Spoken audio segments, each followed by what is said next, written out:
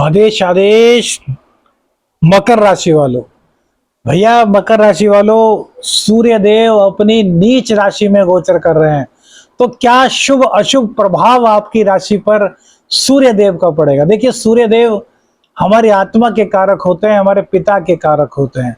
तो आत्मा के कारक, पिता के कारक सूर्य देव अपनी नीच राशि में जाकर के पीड़ित हो रहे हैं, निर्बल हो रहे हैं।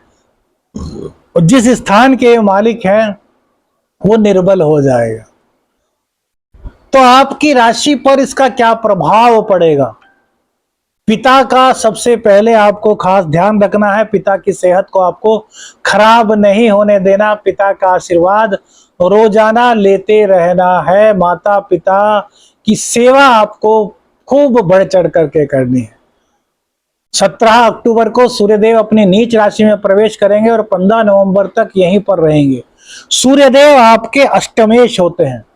अष्टमेश क्या होता है? हमारा गुप्त ज्ञान, पूर्वानुमान, खोज परख कार्य, सिद्धि मिलने की संभावना, तंत्र मंत्र में पराकाष्ठा तक पहुंचने की जो मंजिल होती है वही अष्टम भाव है। हमारी मृत्यु भी अष्टम भाव है।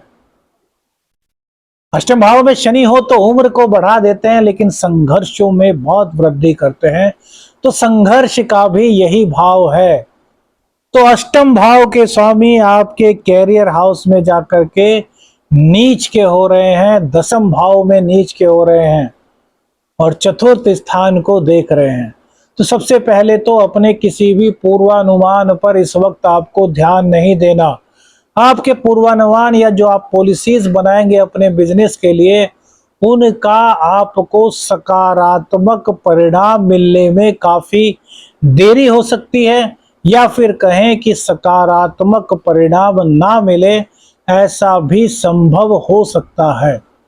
तो यदि आप बिजनेस को लेकर के कोई पॉलिसीज बना रहे हैं, कोई अपनी नई योजना आप ला रहे हैं, नौकरी में है, कैरियर में, मतलब मस्ट हमारा कैरियर को लेकर के है, क्योंकि कैरियर के भाव में ही यह दोष बन रहा है। हालांकि बुधादित्य योग भी है। तो यहां पर आपको क्या करना है कि सबसे राय लेकर के ही अंतिम निर्णय पर पहुंचना है। आपको अकेले किसी भी योजना को क्रियान्वित नहीं करना, इंप्लीमेंट नहीं करना, अदरवाइज आपके साथ में सकारात्मक परिणाम मिलने में बहुत देरी हो सकती है, या फिर हो सकता है कि ना मिले।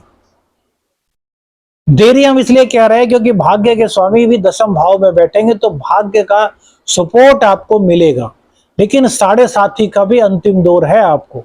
शनिदेव हालांकि वक्री है, लेकिन फिर भी कहीं ना कहीं आपको इन चीजों को समझना होगा कि आपके जीवन में इस तरह की दिक्कत ना आए जिससे कि आप फंस जाएं। दूसरी बात, वाहन चलाते समय बहुत सावधानी रखनी है। रोगों को अपने पास नहीं आने देना। सपोज कीजिए आपको हल्की फुल्की खांसी जुकाम हुआ, तो इसको टालना नहीं है कि यार कोई बात नहीं, कल दवाई ले लेंगे, परसों दवाई ले लेंगे, तो नजला है यार 3 दिन में चला जाता है, ऐसा मत कीजिएगा। क्योंकि अष्टम भाव के, देखिए मृत्यु भाव के जो कारक हैं वो पीड़ित हो रहे हैं, तो रोगों को बढ़ा सकते हैं बेमतलब में। किस कारण से? सिर्फ आपकी लापरवाही के कारण। हालांकि संघर्षों में कहीं ना कहीं कमी आएगी आपकी। जो साढ़े साथी के कारण संघर्ष आपके जीवन में चल रहे थे, उन संघर्षों से काफी हद तक सूर्य देव का यह नीच राशि में जो गोचर हो रहा है, यह आपको निजात दिलाने में कामयाब होगा। क्यों? क्योंकि भैया बुध यहाँ पर बैठे हैं, जो आपके खष्टेश भी हैं और जो आपके नवमेश भी हैं। तो रोग रिपु ऋण आपका कुछ ज्यादा बिगाड़ नहीं पाएंगे, लेकिन फिर भी आपको केयर तो करनी होगी ना, क्योंकि शरीर है तभी सब कुछ है। जब शरीर में कोई कष्ट आ जाएगा, आप बेड पर आ जाएंगे, तो फिर भैया कोई नहीं करेगा। इसलिए अपने शरीर को हष्ट पुष्ट रखना, अपनी ताकत को बनाए रखना, यह आप सभी का कर्तव्य है भैया। और सभी को इस शरीर की रक्षा करनी चाहिए, क्योंकि यह शरीर हमारा नहीं, ईश्वर का दिया हुआ है। हम तो बस कुछ दिनों के इस शरीर में मेहमान हैं, आए हैं, यह घर हमें वही ईश्वर ने दिया है, इस घर को स्वच्छ रखेंगे, अच्छा रखेंगे तो थोड़े अधिक टाइम तक वो ईश्वर हमें रहने का मौका देगा, अन्यथा जल्द ही प्राणवायु इस शरीर को छोड़ देगी और इस शरीर का विनाश हो जाएगा या पंच तत्वों में विलीन हो जाएगा। इस बात का आपको खासा ध्यान रखना है। कैरियर में बहुत निष्ठापूर्वक कार्य करना है। कैरियर में आपके जो शत्रु होंगे वो आप पर हावी होने का प्रयास करेंगे। देखिए, हावी होने का पूर्ण प्रयास करेंगे, आपकी चिंता का कारण भी बनेंगे, लेकिन आपका बिगाड़ कुछ नहीं पाएंगे, क्योंकि बुध देव आपकी मैनेजमेंट पावर सब चीजों को संभाल लेगी। बुधादित्य योग जो बंदा है ना, ये बहुत पॉजिटिव रहेगा भैया। ये आपकी हर तरह की दिक्कतों को, मुश्किलों को, परेशानियों को, कठिनाइयों को दूर करता रहेगा। लेकिन परेशानियां तो आएंगी ना कहीं डिस्टर्ब तो आपको करेंगी ना। तो डिस्टर्ब आपको नहीं होना, आपको निष्ठापूर्वक अपना कार्य करना है। चाहे आपका बिजनेस है, चाहे आप जॉब कर रहे हैं, चाहे पार्टनरशिप में आपका बिजनेस है, मार्केटिंग का बिजनेस है, जो भी आपका बिजनेस है उसमें पूर्ण निष्ठा के साथ, ईमानदारी के साथ, आलस्य को छोड़ करके आपको कार्य करना है। आलस्य इस दौरान आपके जीवन में कहीं ना कहीं रह सकता है। इसके अलावा घर में अशांति का वातावरण, कलह का वातावरण बन सकता है।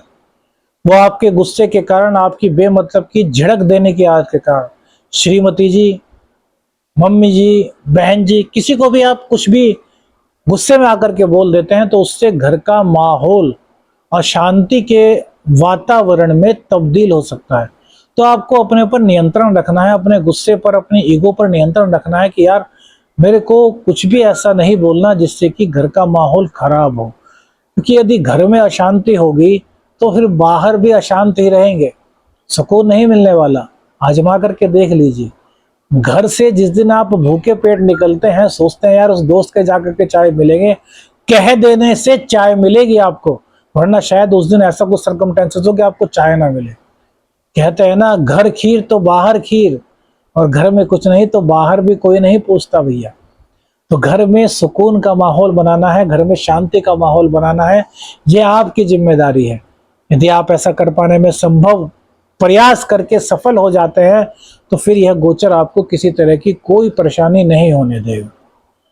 माता पिता की सेहत का आपको खास तौर से ध्यान रखना है। माता पिता के रोजाना चरण स्पर्श करने हैं, पिता का आशीर्वाद लेना है, बिजनेस हो या जॉब, पिता से सलाह लेनी है। अपने अंदर की आत्मा को कमजोर नहीं होने देना, स्ट्रांग बनाए रखना है। यदि आप खुद को स्ट्रांग बनाए रखते हैं, आप गुस्सा नहीं करते, आप ईगो नहीं करते, आप खुद पर कंट्रोल करते हैं, तो यह गोचर आपके लिए परम कल्याणकारी है। इसमें कहीं किसी प्रकार की कोई दिक्कत नहीं होगी। उपाय क्या करें? रोजाना 1 माला गायत्री मंत्र का पाठ कीजिए। अपने पिताजी को दूध में केसर डाल करके दीजिए।